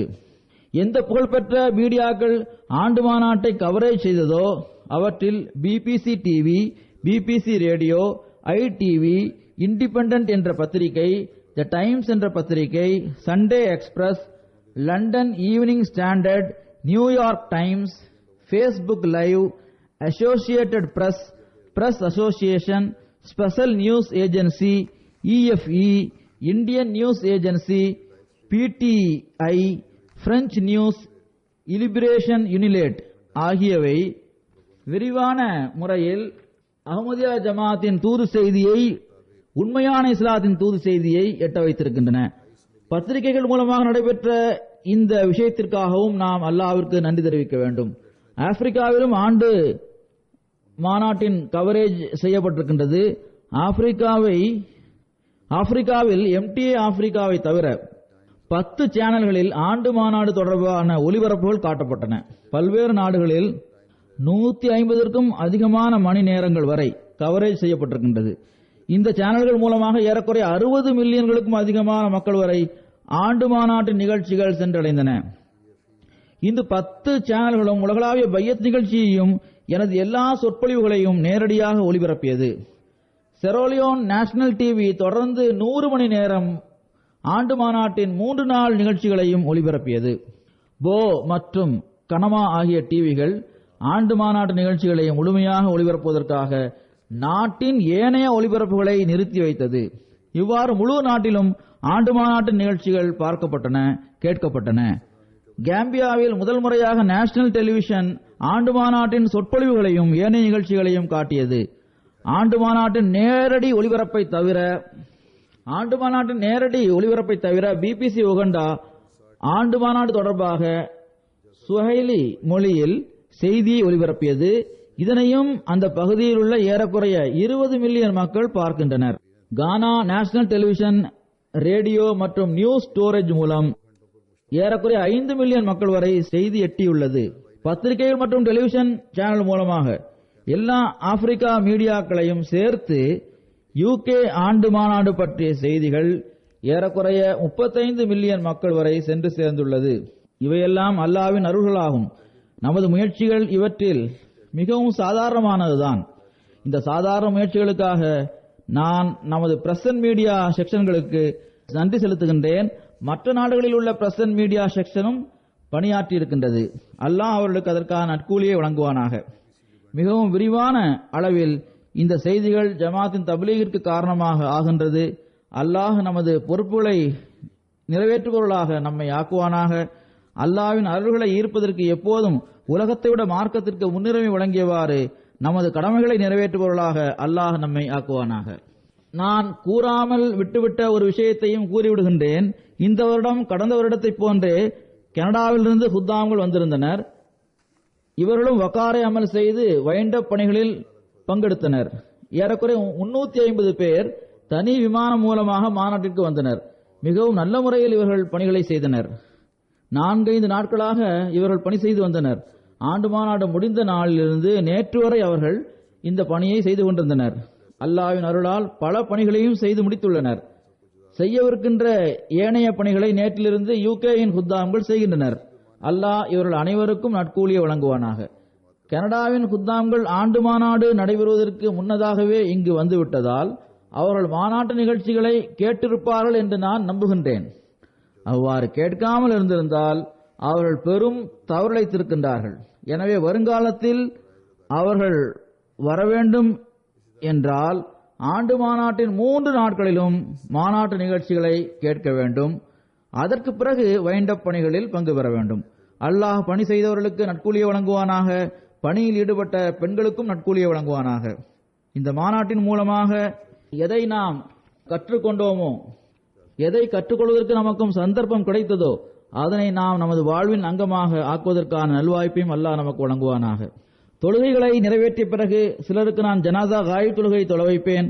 ஒரு ஜனாதா மதிப்புக்குரிய சாயிப்சாதி ஜக்கியா பேகம் சாயிபுடையதாகும். இவர்கள் கர்னல் மிர்சா தாவூத் அகமது சாஹிப் அவர்களின் மனைவி ஆவார்கள். இவர்கள் அமத்துல் ஹபீஸ் பேகம் சாஹிபா மற்றும் நவாப் அப்துல்லா கான் சாஹிப் ஆகியோரின் மகள் ஆவார்கள். 23 ஜூலை அன்று இரவில் தாஹிர் ஹார்ட் இன்ஸ்டிடியூட்டில் இவர்கள் வஃபாத்தாகிவிட்டார்கள். இன்னா லில்லாஹி வ இன்னா இலைஹி ராஜிஊன். மதிப்புக்குரிய சாஹிப்ஜாதா கர்னல் மிர்சா தாவூத் அகமது சாஹிப் அவர்கள் மிர்சா ஷரீப் அகமது சாஹிப் அவர்களின் மகனாவார்கள். மர்ஹூமா அவர்களின் மனைவி ஆவார்கள். இவ்வாறு இவர்கள் ஹஜ்ரத் மஸீமூத் அலைஹிஸ்ஸலாம் அவர்களின் தாய்வழி பேத்தியும் அவர்களது பேரரின் மனைவியும் ஆவார்கள். கடந்த 3-4 வருடங்களாக இவர்கள் மிகவும் நோய்வாய்ப்பட்டிருந்தார்கள். கடந்த சில மாதங்களாக இவர்கள் மருத்துவமனையில் சேர்க்கப்பட்டிருந்தார்கள். அல்லாஹ்வின் அருளால் இவர்கள் வசியத் செய்திருந்தார்கள். இவர்களுக்கு 5 மகள்கள் உள்ளனர். மதிப்புக்குரிய மஹமூத் கான் சாஹிப் அவர்களின் மனைவியான அமத்து ஷாஃபி சாஹிபா மஹமூத் கான் சாஹிப் அவர்களும் நவாப் முபாரக்கா பேகம் சாஹிபா அவர்களின் பேரனாவார்கள். இவ்வாறு அமத்து நாசிர் சாஹிபா இவர்களது கணவர் சையது ஷாஹித் அகமது ஆவார்கள். அடுத்து அமத்துல் முசவ்விர் சாஹிபா இவர்கள் டாக்டர் நூரி அவர்களின் மனைவி ஆவார்கள். அமத்துல் மொய்ஸ் இவர்கள் அமெரிக்காவில் உள்ள மன்சூர் ரஹ்மான் சாஹிபின் மனைவி ஆவார்கள். இவ்வாறு அமத்துல் நசீப் நிகத் இவர்கள் டாக்டர் அப்துல் மலிக் சாஹிப் அவர்களின் மனைவி ஆவார்கள். அல்லாஹ் இவர்களது பிள்ளைகளுக்கும் நன்மையிலும் தக்வாவிலும் முன்னேறுவதற்கான தௌஃபீக்கை வழங்குவானாக. தங்களது மூதாதையர்களின் நன்மைகளை தொடர்ந்து நீடிக்க செய்வதற்கான நல்வாய்ப்பை வழங்குவானாக. மதிப்புக்குரிய ஜக்கியா பேகம் சாஹிபா அவர்கள் கராச்சியில் ஒரு பகுதியின் லெஜ்னா தலைவியாகவும் தொண்டாற்றுகின்ற நல்வாய்ப்பை பெற்றார்கள். குவாட்டில் அவர்கள் தங்கியிருந்த நாட்களிலும் லெஜ்னாவின் பணியில் பங்கு பெறுகின்ற நல்வாய்ப்பு இவர்களுக்கு கிடைத்தது. நவாப் அமத்துல் ஹபீஸ் பேகம் சாஹிபா அவர்கள் தமது பிள்ளைகள் தொடர்பாக ஒரு கட்டுரை எழுதியுள்ளார்கள். அதில் இவர்களை மிகவும் புகழ்ந்து எழுதியுள்ளார்கள். இவர்கள் குறிப்பாக நவாப் அப்துல்லா கான் சாஹிப் வஃபாத்தான பிறகு தமது தாயாருக்கு அசாதாரணமான முறையில் தொண்டாற்றி உள்ளார்கள். நவாப் அப்துல்லா கான் சாஹிப் வஃபாத்தான பிறகு இவர்கள் தமது தாயாருக்கு அசாதாரணமான முறையில் தொண்டாற்றியுள்ளார்கள். டாக்டர் நூரி சாஹிப் அவர்கள் எழுதுகின்றார்கள், விருந்தோம்பல் செய்கின்ற பண்பு இவர்களிடம் சிறப்பாக காணப்பட்டது. எவ்வித பாகுபாடுமின்றி எல்லாருக்கும் விருந்தோம்பல் செய்து வந்தார்கள். எல்லோரையும் வரவேற்கவும் செய்தார்கள். இவ்வாறு டாக்டர் நூரி சாஹிப் கூறுகின்றார்கள், நான் என்னை ஜமாத்திற்காக வக்ஃபு செய்த சமயத்தில் இவர்கள் என்னிடம் எனக்கு மகன் பிறந்தால் அவரை வக்ஃபு செய்ய வேண்டும் என்று எனக்கு விருப்பம் இருந்தது. உங்கள் மூலமாக எனது அந்த ஆசை நிறைவேறிவிட்டது என்று கூறினார்கள். அல்லாஹ் இவர்களது தகுதியை உயர்த்துவானாக. இவர்களுக்கு மன்னிப்பை வழங்கி இவர்களுடன் கருணையுடன் நடந்து கொள்வானாக. 2வது ஜனாதா மதிப்பிற்குரிய தாரிக் மசூத் சாஹிபுடையதாகவும் இவர்கள் ஜமாத்தின் முரப்பி ஆவார்கள். தலைமையக நசாரத் இஸ்லாஹ் இர்ஷாதில் இவர்கள் முரப்பியாக பணியாற்றி வந்தார்கள். இவர்கள் மதிப்புக்குரிய மசூத் அகமது தாரிக் சாஹிப் அவர்களின் மகன் ஆவார்கள். 27 ஜூலை அன்று தமது 27வது வயதில் ரப்வாவில் மின்சாரம் தாக்கியதன் காரணமாக இவர்கள் வஃபாத்தாகிவிட்டார்கள். இன்னா லில்லாஹி வ இன்னா இலைஹி ராஜிஊன். இவர்களது குடும்பத்தில் அஹமதியத் இவர்களது கொள்ளு தாத்தாவான மதிப்பிற்குரிய மெஹர் பக்ஷ் சாஹிப் அவர்கள் மூலமாக வந்தது. இவர்கள் காஷ்மீரில் உள்ள ராஜரியுடன் தொடர்புள்ளவர்களாக இருந்தார்கள். மெஹர் பக்ஷ் சாஹிப் 1920 2வது கலிஃபத்துல் மஸீஹ் அவர்களின் கைகளில் பையத் செய்து ஜமாத்தில் இணைந்தார்கள். தாரிக் மசூத் சாஹிப் அவர்கள் தலீமுல் இஸ்லாம் ஹை ஸ்கூலில் படித்து 2007 மெட்ரிக்கில் தேர்ச்சி பெற்ற பிறகு ஜாமியா அஹமதியாவில் மார்க்க கல்வி பெற்றார்கள். 2016 FA தேர்வையும் இவர்கள் எழுதினார்கள். 2014 ஜாமியாவில் தேர்ச்சி பெற்றார்கள். இளைஞரான இந்த முரப்பி மிகவும் களப்பற்ற தன்மையை கொண்டவராக இருந்தார். நல்ல இயல்பை உடையவராகவும், பெற்றோர்களை கருத்தில் கொள்பவராகவும், நண்பர்களை கருத்தில் கொள்பவராகவும், ஏழைகளுக்கு உதவுபவராகவும், தனக்கு கிடைத்த குறைந்த அலவன்ஸில் பல ஏழைகளுக்கும் இவர்கள் உதவி செய்து வந்தார்கள். பல ஏழைகளும் இதை பற்றி பிறகு கூறினர். 3 அல்லது 4 நாட்களுக்கு பிறகு இவருக்கு திருமணம் நடக்க இருந்தது. ஆனால் அதற்கு முன்னதாக அல்லாஹ் அவரை தன்னிடம் அழைத்துக் கொண்டான். அல்லாஹ் இவரது தகுதியை உயர்த்துவானாக, இவரை மன்னித்து இவருடன் கருணையுடன் நடந்து கொள்வானாக. மர்ஹூம் வசிய செய்திருந்தார். இவருக்கு தனக்கு பின்னால் தமது பெற்றோர்களையும் 3 சகோதரர்களான, அதாவது மதிப்புக்குரிய மிஸ்பா அஹமத் ஜஃபர் சாஹிப், சஃப்ராஸ் அஹமத் ஜாவீத் சாஹிப், அத்தாவுர் ரஹீம் சாஹிப் ஆகியோரை இவர்கள் விட்டுவிட்டு சென்றுள்ளார். ஃபௌசியா மசூத் சாஹிபா என்ற ஒரு சகோதரியும் இவருக்கு இருக்கின்றார். இவரது தாயார் கூறுகின்றார்கள், சந்தாக்களில் அதிகமாக பங்கு பெறுவதுடன் எங்களையும் சந்தாக்களில் பங்கு பெறுமாறு அவர்கள் போதித்து வந்தார்கள். இவருடைய தந்தையார் கூறுகின்றார், கிலாஃபத்தின் மீது அளவு கடந்த அன்பு இவருக்கு இருந்தது. மிகவும் நல்ல மனிதராவார். ஜமாத்தாக தொழுகைகளை நிறைவேற்றுகின்ற பழக்கம் எப்போதும் இருந்து வந்தது. முரப்பியாக ஆகுவதற்கு முன்னரும் கூட குடும்பத்தினருக்கு தொழுகையை பற்றி இவர்கள் போதனை செய்து வந்தார்கள். ஃபஜர் தொழுகைக்கு பிறகு வந்ததும் முறையாக திருக்குரானை ஓதி வந்தார்கள். அப்போது எங்களுக்கு எங்களது பலவீனத்தின் மீது வெட்க உணர்வு ஏற்பட்டது. மிகவும் கீழ்ப்படிந்து நடக்கின்ற மகனாக அவர் இருந்தார். பெற்றோர்களிடமும் குடும்பத்தினரிடமும் மிகவும் அன்புடன் நடந்து கொள்பவராக இருந்தார். ஒருபோதும் கருத்து வேறுபாடு கொண்டவராக அவர் இருக்கவில்லை. கருத்து வேறுபாடு ஏற்பட்டாலும் கூட மிகவும் பொறுமையுடன் விஷயத்தை புரிய வைக்கக்கூடியவராக அவர் இருந்தார். கிலாஃபத்திற்காக மிகவும் தன்மான உணர்வு கொண்டவராக அவர் இருந்தார். யாராவது எங்காவது ஜமாத் அமைப்புக்கு எதிராகவோ அல்லது கிலாஃபத்தின் உயர் தகுதிக்கு எதிராகவோ எதையாவது பேசினால் உடனடியாக அவரை அவ்வாறு பேசுவதிலிருந்தும் அவர் தடுத்து நிறுத்துவார். பேசிய நபர் அதிலிருந்து தன்னை தடுத்துக் கொள்ளாமல் இருந்தால் அவர் அந்த சபையை விட்டு எழுந்து சென்று விடுவார். அல்லாஹ் அவரது தகுதியை உயர்த்துவானாக. இவரது பெற்றோர்களுக்கும் பொறுமையையும் தைரியத்தையும் வழங்குவானாக. 3வது ஜனாசா மதிப்புக்குரிய ஷக்கீல் அகமது முனீர் சாஹிபுடையதாகும். இவர்கள் ஆஸ்திரேலியாவின் முன்னாள் முபல்லிக் இன்சார்ஜ் ஆக இருந்தார்கள். இப்போது கராச்சியில் வசித்து வந்தார்கள். 31 ஜூலை அன்று தமது 85வது வயதில் இவர்கள் வஃபாத்தாகிவிட்டார்கள். இன்னா லில்லாஹி வ இன்னா இலைஹி ராஜிஊன். இவர்களுக்கு திருக்குரானை மோரி மொழியில் மொழியாக்கம் செய்வதற்கான நல்வாய்ப்பு கிடைத்தது. இந்தியாவில் பீகார் மாநிலத்தில் உள்ள முங்கேரை சார்ந்தவர்களாக இவர்கள் இருந்தார்கள். இவர்களது தந்தையான ஹக்கீம் கலீல் அகமது சாஹிப் பீகாரின் ஆரம்ப கால அகமதிகளில் ஒருவராக இருந்தார்கள். இவர்கள் 1906 ஹஜரத் மஸீஹ் மவ்ஊத் அலைஹிஸ்ஸலாம் அவரிடம் பையத் செய்தார்கள். ஆனால் நேரடியாக அவர்களது கையில் அவர்களால் பையத் செய்ய முடியவில்லை. இவர்களது தந்தையாருக்கு காதியானில் 10 வருடங்களாக நாசிர் தயலீமாக தொண்டு செய்கின்ற நல்வாய்ப்பு கிடைத்தது. மதிப்புக்குரிய ஷக்கீல் முனீர் சாஹிப் அவர்கள் ஆரம்ப கல்வியை காதியானில் உள்ள தயலீம் இஸ்லாம் கல்லூரியிலும் லாகூரில் உள்ள தயலீம் இஸ்லாம் கல்லூரியிலும் பெற்றார்கள். பிறகு டாக்காவிலிருந்து எம்எஸ்சி பிசிக்ஸ் படித்து டிகிரியை பெற்றார்கள். பிறகு கல்வித்துறையுடன் தொடர்புள்ள பணிகளை இவர்கள் செய்து வந்தார்கள். தான் வேலை செய்து வந்த ஒரு நீண்ட காலகட்டத்தை இவர்கள் மேற்கு ஆப்பிரிக்காவில் உள்ள நாடுகளில் கழித்தார்கள். இந்த சமயத்தில் அவர்கள் மார்க்கத்திற்கும் தொண்டு புரிந்து வந்தார்கள். நைஜீரியாவில் உள்ள பெடரல் மினிஸ்ட்ரி ஆஃப் எஜுகேஷனில் உயர்கல்வி அதிகாரியாக இவர்கள் பணியாற்றினார்கள். நைஜீரியாவில் உள்ள வாரியில் உள்ள அகமதியா மிஷனில் அங்குள்ள மேற்கு பகுதிகளில் உள்ள பிரதேசங்களுக்கு இவர்கள் 8 வருடம் வரை ரீஜனல் சதராக இருந்து வந்தார்கள். இவர்களும் இவர்களது மனைவியும் வாரி என்ற இடத்தில் நுஸ்ரத் ஜஹான் அகாடமியை ஆரம்பித்து வைத்தார்கள். நுஸ்ரத் ஜஹான் திட்டத்தின் கீழ் முதலாக துவக்கப்பட்ட கல்வித்துறையாக அது இருந்தது. அவர்களுக்கு தப்லீக் செய்வதிலும் மிகுந்த ஆர்வம் இருந்தது. நைஜீரியாவின் 2 மிகப்பெரிய வெற்றிகரமான சர்வசமய சிம்போசிசம்களை அவர்கள் நடத்தினார்கள். ஆப்பிரிக்காவில் தங்கியிருந்த நாட்களில் அவர்கள் இஸ்லாம் மற்றும் கிறிஸ்துவம் தொடர்பாக பல நூல்களை எழுதினார்கள். இவர்கள் Islam in Spain, shroud and other discoveries about Jesus, the reform, தலீமுல் இஸ்லாம் கோர்ஸ் புக் போன்ற நூல்களை எழுதியுள்ளார்கள். நைஜீரியாவில் தமது செலவில் ஒரு மிஷன் ஹவுஸை கட்டித் தந்தார்கள். ஒரு ஆன்மீக கனவின் அடிப்படையில் சுயமே தம்மைத்தாமே ஜமாத்திற்காக இவர்கள் அர்ப்பணித்து விட்டார்கள். அது 4வது கலிஃபத்துல் மஸீஹ் இவர்களது வக்ஃபை ஏற்றுக்கொண்டு இவர்களை ஆஸ்திரேலியாவின் முதல் அமீராகவும் முபல்லிக் இன்சார்ஜாகவும் நியமித்தார்கள். 1985ஆம் ஆண்டு ஜூலை மாதம் 5ஆம் தேதி இவர்கள் ஆஸ்திரேலியா சென்றார்கள். ஆப்பிரிக்காவில் விசா பெறுவதில் இவர்களுக்கு கடினமான நிலை இருந்து வந்தது. முஸ்லீமாக இருக்கின்ற முரப்பிக்கு அவர்கள் விசா கொடுப்பதில்லை. எவ்வாறு இருப்பினும் அங்கு டாக்டர் ஈஜாசுல் ஹக் சாஹிப் அவர்களது முயற்சியால் விசாவும் இவர்களுக்கு கிடைத்தது. இவ்வாறு அவர்கள் தமது பணியை தொடர்ந்து செய்ய ஆரம்பித்தார்கள். ஆஸ்திரேலியாவில் உள்ள மஸ்ஜித் பைத்துல் ஹுதா ஆஸ்திரேலியாவின் மிகவும் அழகான பள்ளிவாசலாகும். அதன் கட்டுமான பணிகளில் இவர்களது உதவியும் அதிகமாக இருந்தது.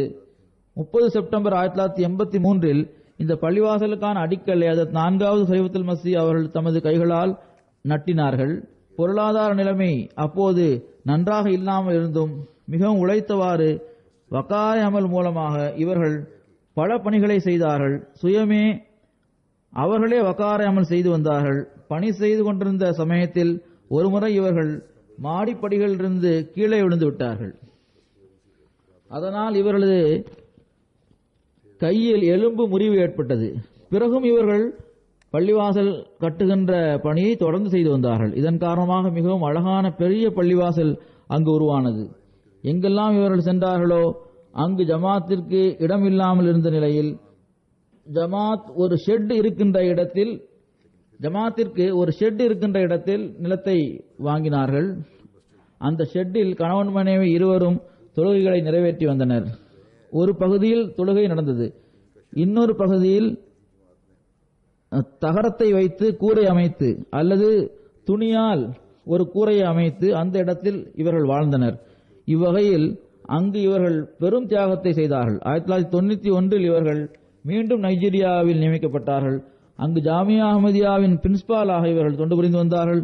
1909இல் அஹமதியா ஜமாத் நிறுவப்பட்டு 100 ஆண்டுகள் ஆனதையொட்டி அதன் 100ஆண்டு விழாவை கொண்டாடிய போது திருக்குர்ஆனின் தேர்ந்தெடுக்கப்பட்ட வசனங்களை உலகிலுள்ள 100 மொழிகளில் மொழியாக்கம் செய்கின்ற திட்டத்தை ஹஜ்ரத் 4வது கலிஃபத்துல் மஸீஹ் அவர்கள் அறிவித்தார்கள். ஆஸ்திரேலியாவின் பொறுப்பில் மோரி மொழியில் திருக்குர்ஆனை மொழியாக்கம் செய்கின்ற பணி ஒப்படைக்கப்பட்டது. அப்போது மொழியாக்கத்தின் தரம் எவ்வாறு இருக்கிறது என்று பார்த்தபோது அது நன்றாக இருக்கவில்லை. இன்னும் சொல்வதென்றால் பிஸ்மில்லாஹிர் ரஹ்மானிர் ரஹீம் என்பதன் மொழியாக்கத்தை எவர் மூலமாக மோரி மொழியில் செய்தனரோ அந்த நபர் அதற்கு இந்த நேம் ஆஃப் ஜீசஸ் என்று மொழியாக்கம் செய்திருந்தார். அது 4வது கலிஃபத்துல் மஸீஹ் அவர்களிடம் இவர்கள் சுயமே இந்த மொழியாக்கம் சரியல்ல என்று கூறினார்கள். பிறகு இவர்களே தமது முதிய வயதில் அந்த மொழியை கற்று அந்த மொழியாக்கத்தை இவர்களே முழுமையாக செய்து முடித்தார்கள். 2013இல் நான் நியூசிலாந்து சென்றபோது அங்கு திருக்குர்ஆன் மோரி மொழியில் மொழியாக்கம் முழுவதுமாக செய்யப்பட்டு மோரி மொழி தெரிந்த மக்களுக்கு திருக்குர்ஆன் வழங்கப்பட்டது. அந்த நிகழ்ச்சியிலும் அவர்கள் கலந்து கொண்டார்கள். மிகவும் பணிவுள்ள மனிதராகவும் தன்னலம் பாராமல் செயல்படுகின்ற மனிதராகவும் அவர்கள் இருந்தார்கள். எவ்வகையிலும் பெருமைப்படுகின்ற உணர்வு அவர்களிடம் இருந்ததில்லை. நான் திருக்குர்ஆனை மொழிபெயர்த்துள்ளேன், எனவே எனக்கு மிகப்பெரிய அந்தஸ்து வழங்கப்பட வேண்டும் என்ற உணர்வு அவர்களிடம் இருந்ததில்லை. உலகை இவர்கள் பெருமளவில் சம்பாதித்தார்கள். ஆனால் எந்த அலவன்ஸும் பெறாமல் இவர்கள் பிரச்சாரகராக பணிபுரிந்து வந்தார்கள். அல்லாஹ் இவர்களை கருணையில் ஆழ்த்துவானாக, இவர்களது தகுதிகளை உயர்த்துவானாக, இவர்களது மனைவிக்கு பொறுமையையும் தைரியத்தையும் வழங்குவானாக. வருங்காலத்திலும் அல்லாஹ் நமக்கு தியாகம் செய்கின்ற அத்தகைய பிரச்சாரகர்களை வழங்குவானாக. அவர்கள் எல்லா வகையிலும் தன்னலம் பாராமல் பணி செய்யக்கூடியவர்களாகவும் பணி உள்ளவர்களாகவும் இருப்பார்களாக.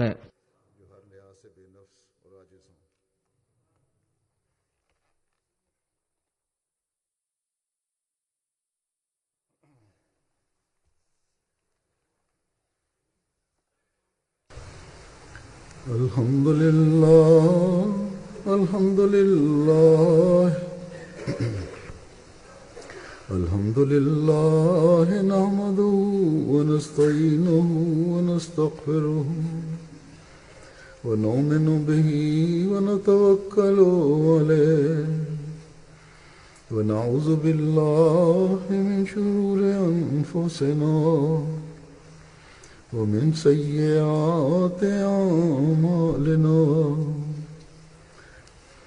من يهده الله فلا مضل له ومن يضلل فلا هادي له ونشهد أن لا إله إلا الله ونشهد أن محمدا عبده ورسوله عباد الله رحمكم الله إن الله يأمر بالعدل والإحسان وإيتاء ذي القربى